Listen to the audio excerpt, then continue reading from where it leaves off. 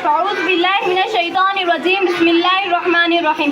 जनाब सदर जलसा, मौजूद असातिज़ा इकराम और मेरे साथियों, अस्सलामु अलैकुम। आज की मेरी तकरीर का मौजू है हिंदुस्तानी मुसलमान के फ़राइज़। मैं अपनी तकरीर का आगाज़ एक शेर से करना चाहती हूँ।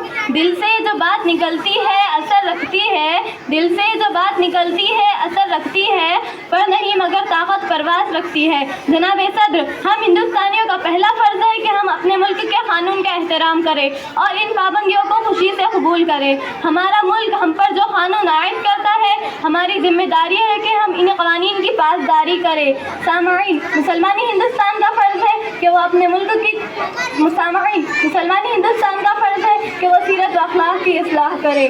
ख्वाहिशें बादशाहों को ग़ुलाम बना देती हैं, ख्वाहिशें बादशाहों को ग़ुलाम बना देती हैं, मगर सब्र ग़ुलामों को बादशाह बना देता है। मुसलमानी हिंदुस्तान का फ़र्ज़ है कि वो अपने मुल्क की तामीर व तरक्की, खुशहाली और इस्तेहकाम को बरकरार रखे। हम हिंदुस्तानियों को चाहिए कि नाज़िम जिम्मेदारियों के लिए तैयार रहें। बस इतना कहकर मैं अपनी तकरीर को एक शेर पर ख़त्म करना चाहती हूँ। बाग़बान आज़ाद है, सहने चमन आज़ाद है, बाग़बान आज़ाद है, सहने चमन आज़ाद है। हो मुबारक दोस्तों, अपना चमन आज़ाद है। खुदा हाफिज़।